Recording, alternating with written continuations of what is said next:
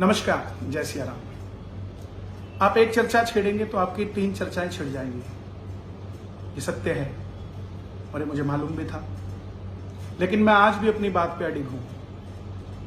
वो चर्चाएं जो और छिड़ी उस पर भी बात कर रहा हूं और जो चल रही है उस पर भी बात कर रहा हूं। मैंने पूजा पद्धति की बात की थी कि जागरण के अंदर हमें नियमावली से काम करना चाहिए। कुछ नियम है, कुछ थीम है, जिसके चलते हमें ये सोचना चाहिए कि हमारे जागरण में गाने कौन आ रहा है, किस अवस्था से आ रहा है और किस अवस्था में जाएगा। क्या वो वैष्णव है जो वैष्णो देवी का भजन कर रहा है? उसको हिंदू मुस्लिम पर जोड़ दिया गया। क्या ये सही है? अपने आप को छुपाने के लिए बहुत अच्छी चीज है ये कि जैसे ही कोई छेड़े तो उसको हिंदू मुस्लिम पर ले आओ। लेकिन समझदार लोग, सूझवान लोग, सनातनी लोग समझ रहे हैं इस बात को, सपोर्ट में आ रहे हैं। मैं उनका भी धन्यवाद करता हूं।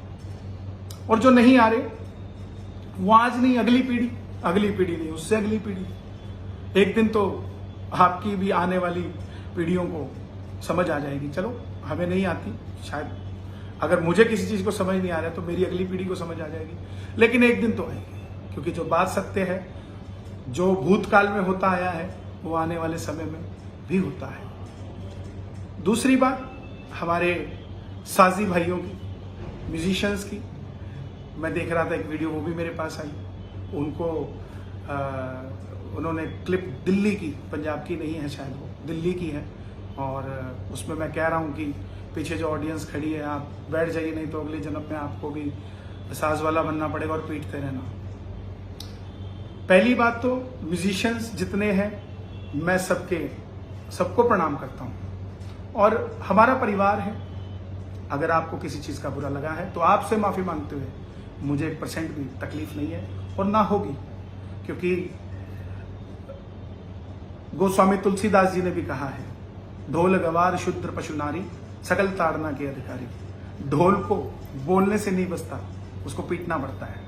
तो हमने जो सुना, जो संतों से सुना, उन्हीं शब्दों को हम कीर्तन में यूज करते हैं। और वहां भीड़ बहुत ज्यादा थी, मैंने 20 बार पब्लिक को बोला कि बैठ जाइए, नहीं बैठे। तो ढोल के पीछे थे, तो ढोल वाला अक्सर बोलता है कि डगा लग जाएगा किसी के, तो किसी के चोट लग जाए तो वो पिटता रहता, क्या फायदा। इसलिए ये बातें बोली गई। फिर भी अगर आपको बुरी लगी है तो मैं अपने म्यूजिशियन से, क्योंकि साज या तो भगवान के पास हुआ है या फिर साजियों के पास हुआ है, मैं उनसे क्षमा मांगने में मुझे कोई तकलीफ नहीं, मेरे छोटे बड़े भाई हैं। और तीसरी चीज, जो यहां बात हो रही है कोई रिकॉर्डिंग वायरल होने की, तो सबकी अपनी अपनी मानसिकता है साहब। किसी भी तरीके की टीआरपी लेने के लिए कोई कुछ भी कर सकता है। हम अपनी बात कर जाते हैं, हम जाकर नहीं किसी को तंग करते। हम पहले ही कुछ बोले और बाद में कुछ बोले, ऐसा काम नहीं करते। और बात रही मैं क्या सेवा करता हूं, क्या नहीं करता हूं, इससे मुझे किसी से कोई वार्ता नहीं करनी। मेरी भक्ति मेरे घर से शुरू होती है और वहीं पर खत्म हो जाती है। और फैक्ट है ये, ज्यादा पैसे इसीलिए लिए जाते हैं कि कार्यक्रम कम किए जाएं, क्योंकि हम लोग इतना कार्यक्रम नहीं कर सकते। लोगों की इच्छा है, फिर भी जाएं तो जाना पड़ता है। और बहुत सारी ऐसी जगहें हैं जो मंडल, जिनके पास मैं सेवा करके आता हूँ, और ऑलरेडी पंजाब में भी काफी मंडलों के साथ हमने कॉम्प्रोमाइज कर उस काम को किया है। ठीक है, वो मंडल आगे नहीं आता बोलने के लिए, मुझे उससे कोई गिला नहीं है, लेकिन फिर भी हमें सोचना चाहिए, साथ देना चाहिए। तो मैं पुनः आप सबसे निवेदन करता हूं कि मैंने कोई हिंदू मुस्लिम नहीं किया है। जो लोग ये कर रहे हैं उनको समझना चाहिए, उस चीज को समझें। आस्था अगर आपकी है तो आस्था हमारी भी है। अगर आप भोलेनाथ को इतना मानते हो तो भोलेनाथ को भोलेनाथ रहने दो। माता चिंतपूर्णी के दरबार के वो पुजारी जो कहते हैं गद्दी पे बैठ के कि मेरा बापूलाल बादशाह जी हैं, तो वो पुजारी जी को भी सामने आकर स्टेटमेंट देनी चाहिए, क्या ये सत्य है। क्योंकि जो व्यक्ति वैष्णो चिंतपूर्णी जा रहा है, वहीं के पुजारी अगर उसको वहीं के पुजारी कहीं और दरबार को मानते हैं, तो हम उस दरबार में जाना चाहिए। फिर हम क्यों चिंतपूर्णी जाते हैं?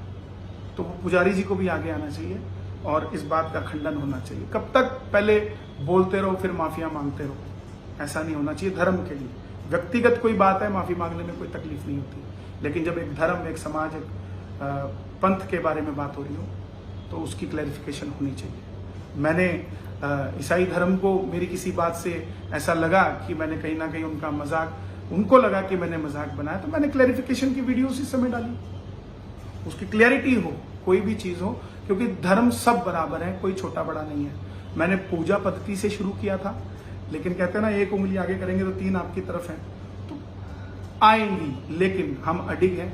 हम फिर से यही कह रहे हैं कि पूजा पद्धति की बात हो रही है, कोई हिंदू मुस्लिम की बात नहीं हो रही। तो इसको आज समझें। जितनी मर्जी मेरे पीछे आप लगा दीजिए लोगों को, मुझे कोई फर्क नहीं पड़ता। क्यों?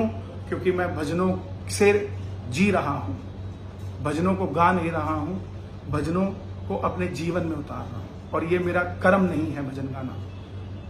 मुझे ठाकुर जी ने सेवा दी हुई है तो मैं गा रहा हूं। मेरा कर्म सिर्फ और सिर्फ सुबह उठना और भगवान के लिए चल पड़ना है। जब तक वो चला रहा है तब तक चलते रहेंगे। इसीलिए पुनः इस वीडियो को जितने भी मीडिया वाले हैं, जो स्टेटमेंट बार बार फोन आ रहे हैं काफी मीडिया के, इसी में से आप लेकर अपने जवाब को काट छाट के जैसे भी आप लोग बनाते हैं वैसे डाल सकते हैं। और सत्य सदैव सूर्य समान होता है, सूर्य को कभी भी ढका नहीं जा सकता, रोज सुबह निकलता है नई किरण के साथ। मैं पुनः कह रहा हूं कि मैंने कोई हिंदू मुस्लिम की बात नहीं की, मैंने पूजा पद्धति की बात की, अपनों से अपनों की बात की है। दूसरे को तो उसमें आना ही नहीं चाहिए। बाकी ठाकुर जी की मर्जी।